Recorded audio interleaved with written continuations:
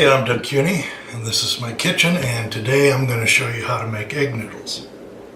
I had a request from Pam to do a video on making egg noodles, and it's so simple that I feel silly doing a video, but here goes. I used my grandmother's recipe for years, and then with experimentation I found out that you didn't really have to weigh anything out. So I'll show you the version that I use.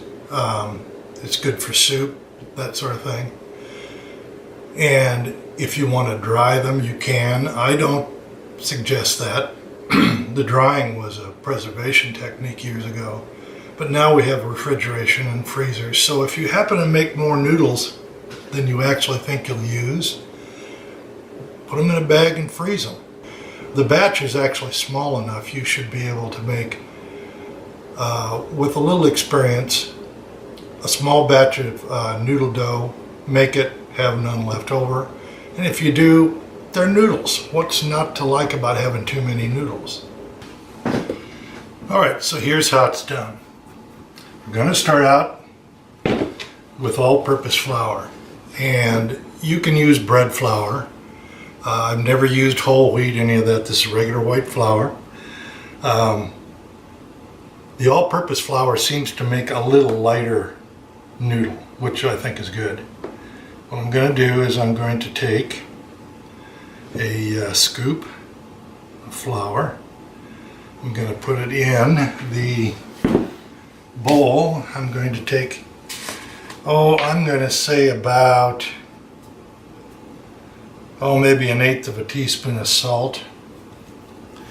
You can vary this with some experience, depending on what you want. Now I've got some baking soda.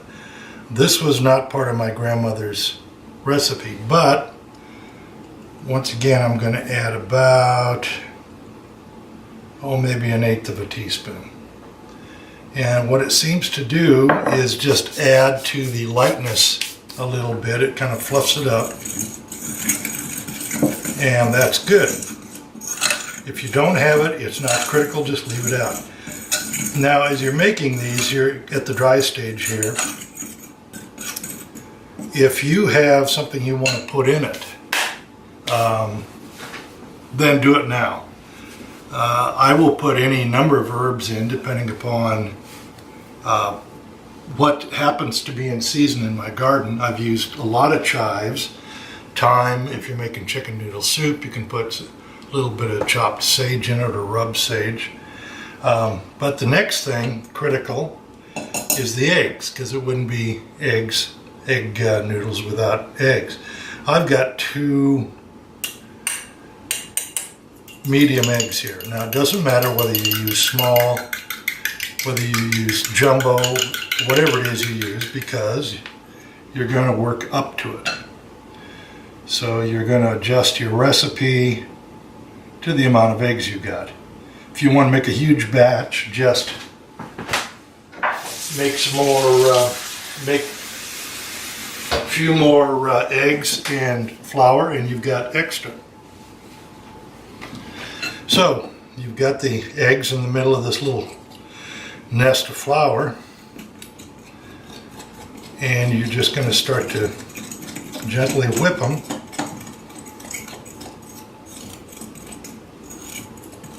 And mix the flour in with it.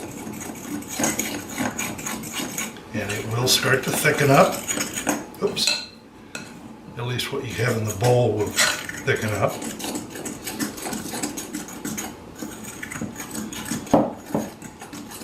Now, like I said, this is not a matter of measuring precisely.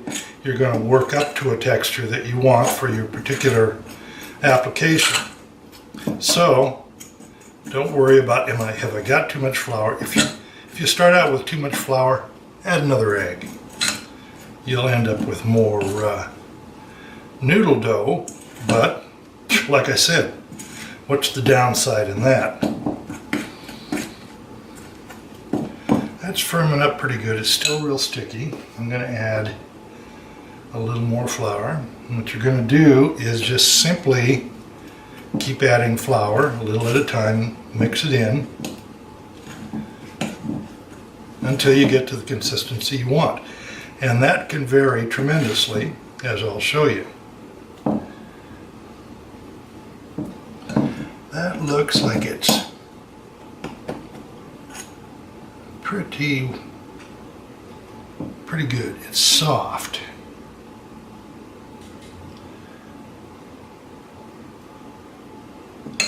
Now I'm going to divide this and show you two different techniques. Alright, now I've taken about half of this noodle dough that I made and I put it in this container. This is just like what I just made. It's very soft and it's sticky. And that, if you're going to make noodles, this is too sticky.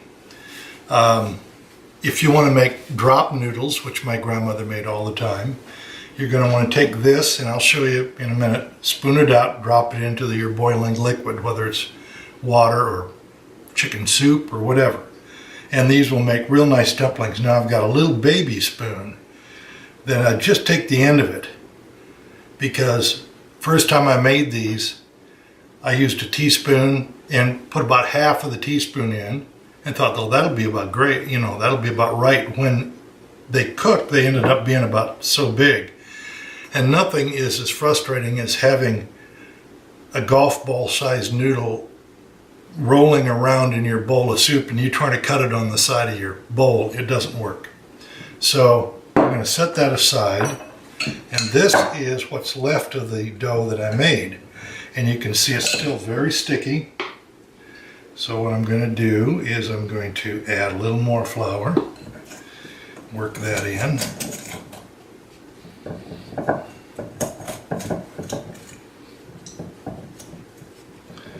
You're going to want to get it just stiff enough so that you can kind of work with it without it really gluing itself to your hands.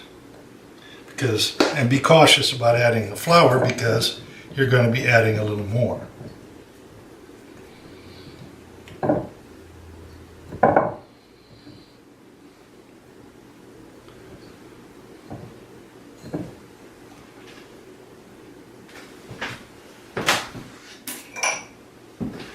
So the next thing I'm going to do is I'm going to add a little flour to a work surface here.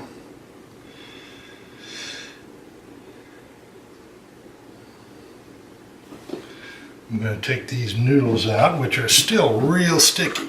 I probably could have gotten them a little drier. I'm going to kind of turn that and flatten it out.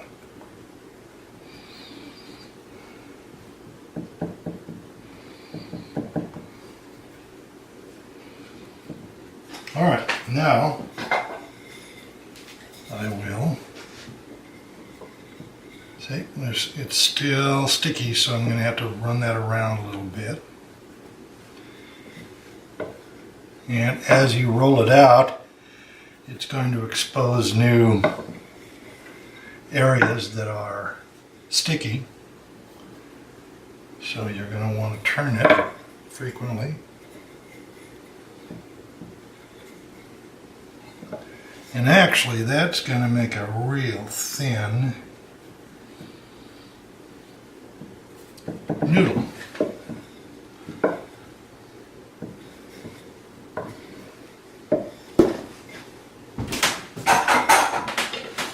Next thing I'm going to do is get a sharp knife.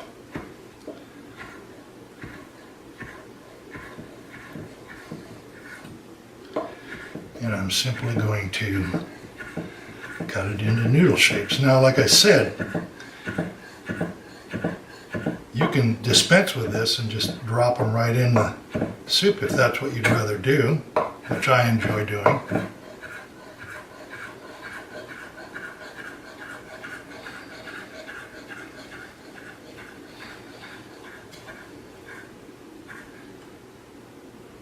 Without taking your finger with it.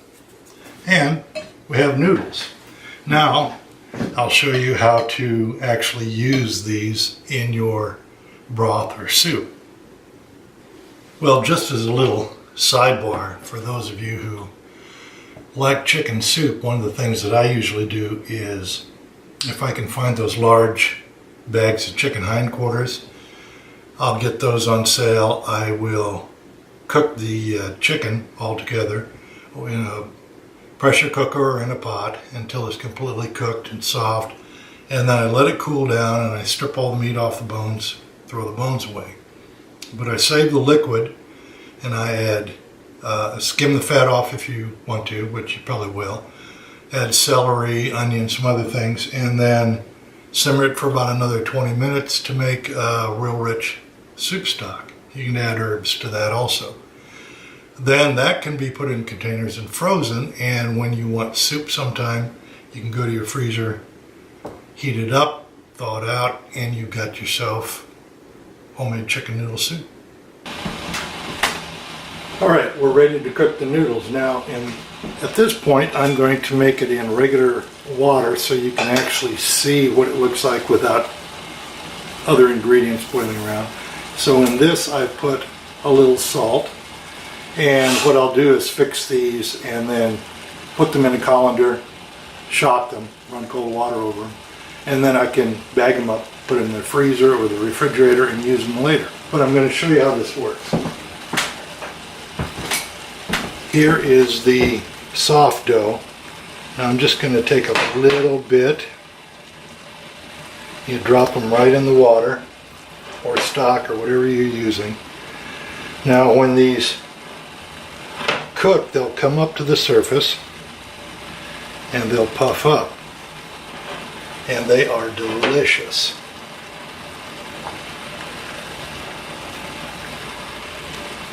So in that case, that's all you got to do. And as they cook, they come to the surface. Now depending upon the texture that you make the dough at, they will change shape a little bit. I don't know if you can see the one though. It actually rolled over. So when it's done on one side, a lot of times they'll just flip. Because of course the fluffy side is lighter than the other one. So, having that done, next step is the cut noodles. Now you can see how much bigger these are getting than the little minuscule amount that I put in there. They increase in size quite a bit, so take that into account when you're scooping them out. So in this case, I'm simply going to take these noodles and toss them overboard into the water.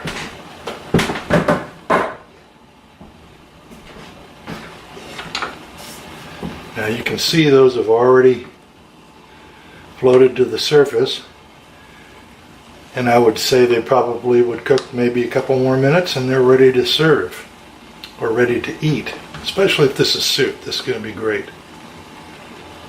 So, there you go. How to make no-hassle egg noodles. Well, I hope you found this helpful. And as always, feel free to subscribe and share these videos. And until next time, I'm Kuony. Take care.